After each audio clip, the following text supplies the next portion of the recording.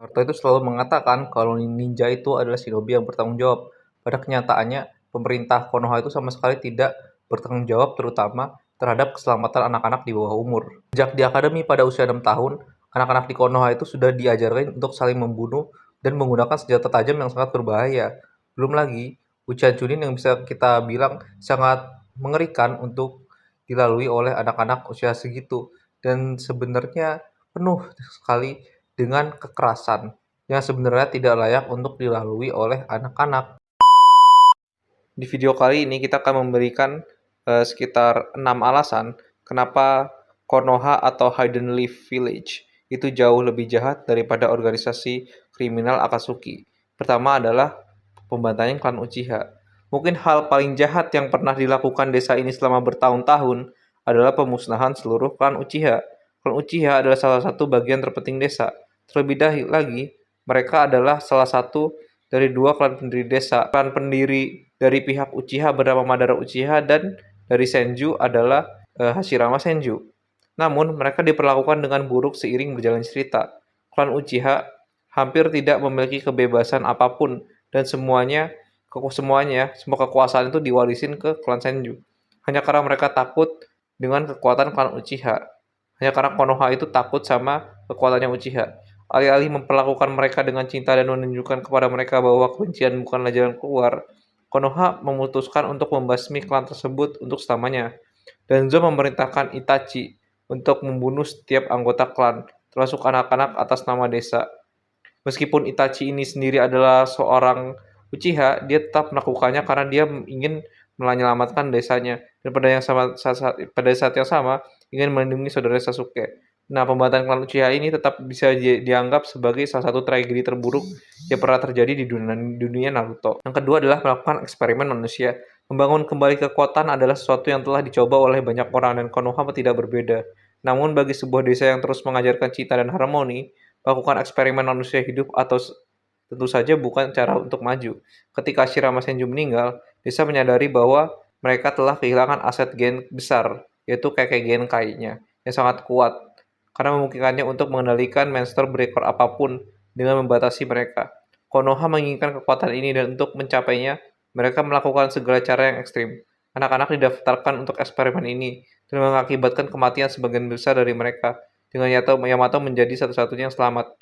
Nah, Orochimaru meskipun sudah diketahui sebagai dalang di balik semua eksperimen rahasia yang berbahaya ini, Hokage ketiga ya, yaitu si Hiruzen itu menyadari apa yang terjadi namun tetap membiarkannya terjadi. Mungkin karena Orochimaru ini salah satu murid kesayangannya Hiruzen. Karena itu Konoha itu benar-benar sudah melanggar hak manusia.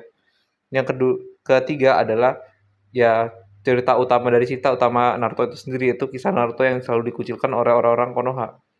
Nah, Naruto itu memulai perjalanannya sebagai seorang anak laki-laki nakal yang tampak penuh kehidupan. Namun tidak lama kemudian para penggemar mengetahui bahwa Naruto sebenarnya bertindak nakal dan sering mengganggu itu sebenarnya cuma nyari perhatian karena dia kurang mendapatkan kasih sayang dan perhatian.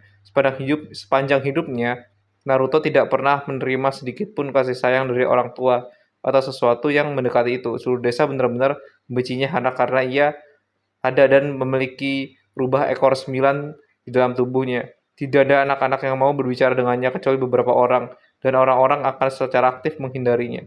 Bahkan sampai menyuruh anak-anak mereka untuk menghindarinya juga. Naruto menjalani kehidupan yang sangat keras dan penuh kesedihan di Konoha.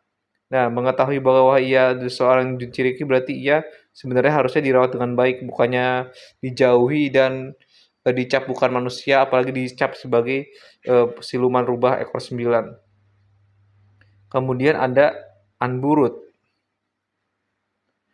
Yang keempat itu ada Anburut ya. Kejahatan Konoha itu sudah sangat dalam. Meskipun di permukaan mereka itu berkhotbah untuk menjadi baik dan menjadi selalu melindungi orang-orang yang lemah, mereka memiliki jaringan kegelapan yang luas di baliknya. Kegelapan ini dimanifestasikan dari Anbu. Fraksi Anbu ini di bawah pemimpin yang bernama Danzo. Nah, Hokage ketiga sebenarnya menyadari keberadaan Anbu ini. Tapi sekali lagi dia sama sekali nggak melakukan apapun untuk menghentikan keberadaan Anbu ini. Sebenarnya sederhananya, akar Anbu diizinkan untuk menangani pekerjaan kotor desa, pembunuhan berdar dingin, dan semua kejahatan lainnya diizinkan di bagian Anbu ini. Lebih buruk lagi, setiap anggota organisasi ini dilucuti emosinya. Saya adalah contoh utama dari hal ini.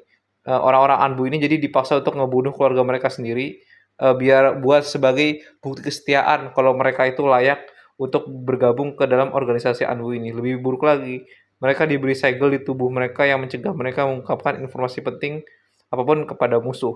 Dan selanjutnya adalah yang terakhir itu mengirim anak-anak ke medan perang. Nah, Konoha itu dibangun oleh Hashirama dan Madara bersama-sama sebagai desa impian mereka. Mereka berharap untuk tinggal di negeri yang damai dan yang terpenting anak-anak tidak perlu berperang lagi. Meskipun mimpi ini sangat ambisius, mimpi itu baru terwujud jauh di kemudian hari di dalam ceritanya Naruto ini. Mungkin sekitar di eranya Boruto. Nah, Konoha itu emang beberapa kali mengirim anak-anak ke medan perang. Karena beberapa perang besar tuh meletus secara berturut-turut. Desa itu terpaksa ngirim anak-anak ke medan perang untuk mewakili desa mereka. Faktanya, Shisui bahkan belum mencapai usia 20-an saat ia mewakili desa Konoha dalam perang ninja besar ketiga atau perang dunia shinobi ketiga. Nah, banyak orang seperti dia yang juga mewakili desa dalam perang dan akhirnya kehilangan nyawa mereka. Konoha dibangun atas dasar janji untuk mencegah anak-anak pergi berperang.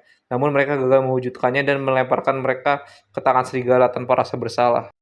Akatsuki yang merupakan antagonis utama di anime Naruto memiliki tujuan untuk mengumpulkan semua biju atau monster raksasa yang sangat kuat untuk memicu berbagai perang di anime Naruto agar mereka bisa mendapatkan banyak pekerjaan dan mereka bisa mendapatkan banyak uang dan kekuasaan.